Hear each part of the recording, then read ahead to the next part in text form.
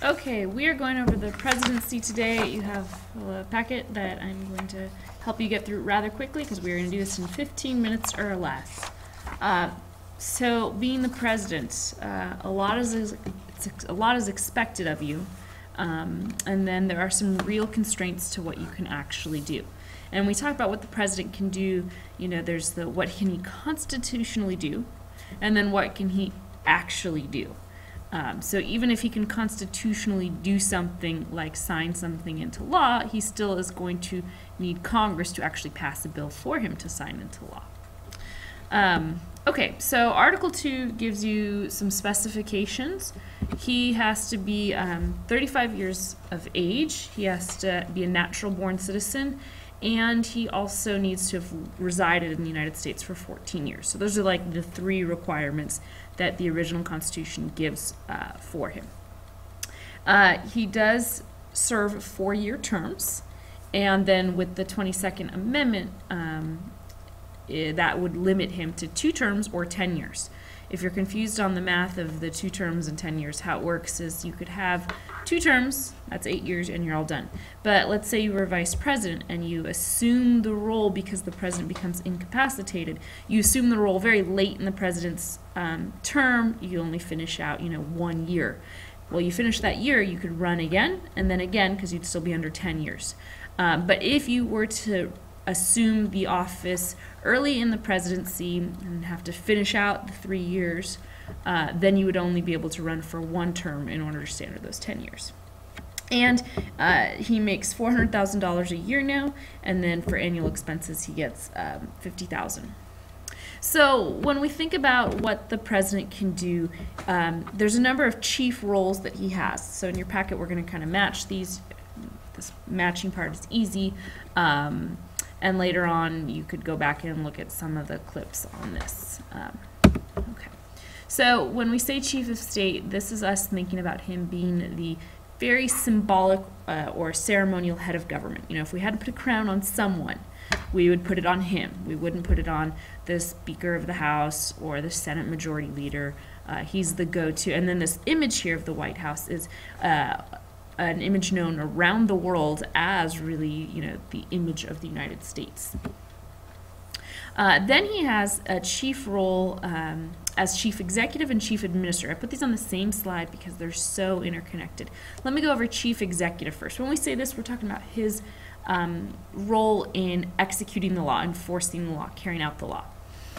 But he is just one man, okay? So he's not going to get in a cop car and start pulling Americans over for everything they do wrong. He is not checking people's tax documents to make sure that they're paying their fair share. He cannot possibly enforce the law on a country that's 300 million plus people. So what he relies on is this bureaucracy. This is the bureaucracy, these administrative agencies. He relies on them to carry out the work of the government. So he's the chief administrator. He's that manager up here. And he relies on his cabinet departments and a number of other executive agencies down here to actually carry out the law for him. So, for example, Congress passes another law on that adds to the tax code. Well, then he relies on the IRS to actually carry that out. What you see, this picture here, are all his secretaries. So he does get to appoint the department head, which we call a secretary for each of these cabinet departments.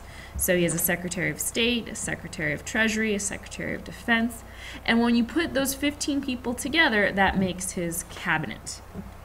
But that's really the extent of how he carries out the law, is appointing those, and he does need Senate approval on that.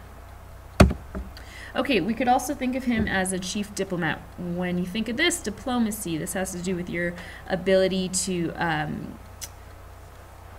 develop and mediate relationships. So when we say chief diplomat, we're thinking about him and him being the figurehead for our foreign policy. So he can meet with ambassadors, other presidents and prime ministers and other heads of government throughout the world, and he can receive them as well, and he could attend the UN. I mean, he's going to have other folks that help him. His Secretary of State and our UN ambassador are also going to be there, but he is, the top diplomat. This one, Commander-in-Chief, is actually in the Constitution, that he would command the armed forces. He would be at the top of the 5 branches in the military. So he is also making, decisions of how to carry out war and peace, and how to deploy our troops. Chief Legislator, even though he is head of the executive branch, he does have a role in the legislative branch, and the 2 branches do overlap. That's where the checks and balances are. He can propose laws to Congress. He often does propose broad ideas in his State of the Union address. That's what this stands for. Every year he delivers the State of the Union. Now, you might think he's talking to the American people because it's a highly publicized speech, but he's actually in Congress speaking to Congress about the State of the Union. But he does it in front of all of us, and that can be pretty powerful and a good way of putting pressure on Congress. And when he does go to Congress to speak, we say that he's using the bully pulpit, because he's using that pulpit, that platform, to stand on and really push for Congress to make bills, make laws for him to sign or veto. Oh, oops, that's going to pull up. I didn't mean to click on that. I'm sorry, we don't have time to watch clips.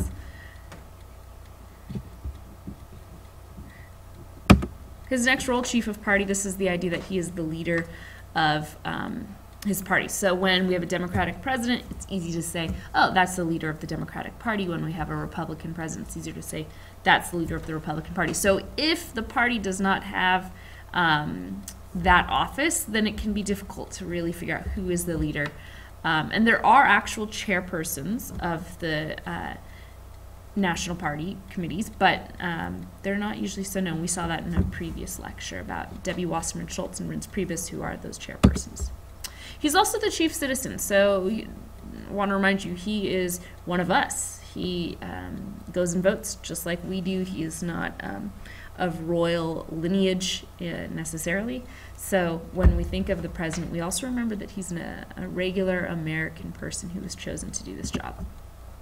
Okay, so we've gone through this. Now, presidential powers. I have them in 4 different categories, and I have left a few things up, so listen carefully. All right, executive powers. We went over these. He can execute laws through his administrative agencies, and really the way he can demonstrate authority there is by nominating the officials with Senate approval. But if you'll add a third bullet point here, is he also can issue executive orders.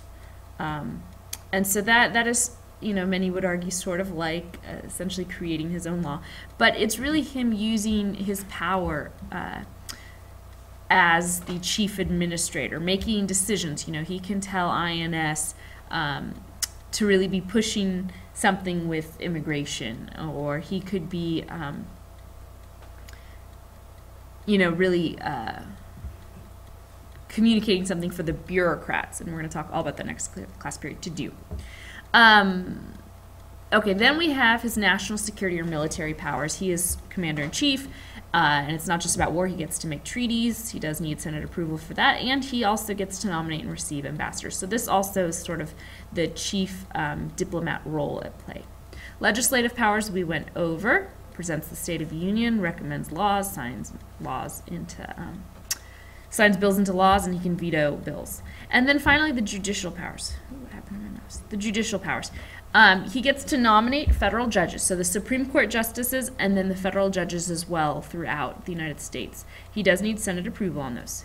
But one that I've never mentioned, and it often actually gets very little media attention, is that he can grant pardons. He literally has a get-out-of-jail-free card. And, currently Obama has issued the fewest pardons in presidential history, but that's, a skewed statistic because presidents tend to issue all their pardons at the end of their term, and we're not quite there yet. I have clips here. You should look it up later, or maybe we'll get to it, but he is looking to issue clemency, which is not quite a pardon. A pardon gets you out of jail, but also repeals the conviction. A clemency is that you get out of jail, the conviction still stands. But he is looking to grant clemency to those that were involved in nonviolent drug offenses that put people in prison under our really harsh mandatory minimum sentencing legislation from the 90s. Okay, so this should be filled. Vice President, I'm going to not go through this too much. I want you to read it. What I want you to see is that generally the Vice President's role has been very, well, it hasn't been so glamorous. It wouldn't necessarily be the one that you seek out. Historically, the Vice President is kind of just waiting on deck, but not necessarily called to play. And if you really are in politics seeking power and seeking change, you might not feel like you'd have that from the Vice President seat as much as, say, somewhere in the Senate or somewhere in the President's cabinet. And then there's something at the top here, why you get chosen to be Vice President. Often the President is thinking about not how well you'll do at replacing him, but thinking how well you will do at helping him get elected. Because the President selects the Vice President during nomination season. So when the President is picking a Vice President, he's thinking, who's going to help me get more votes? So often you pick someone that's a little bit different from you in order to get a larger block of voters. So we could think about, in 2008, McCain going up against Barack Obama would want to make sure he had a wider base, picked a woman. But historically, the way you pick is just someone from a different part of the country, a different region. So if you're from the north and you pick a southerner, you might be able to get that vote. And that's called balancing the ticket. So that's you helping to even your own, personality or skills or background with your Vice President. Then you have the presidential succession. Okay, so if the president dies or becomes incapacitated, the line below of succession. VP is next, and then it's Speaker of the House, then the President Pro Tem, which is technically the highest office in the Senate, and then after that we go to his cabinet, starting with the Secretary of State. We've never gotten past the Vice President. And what you'll do on your own are just read some very interesting things.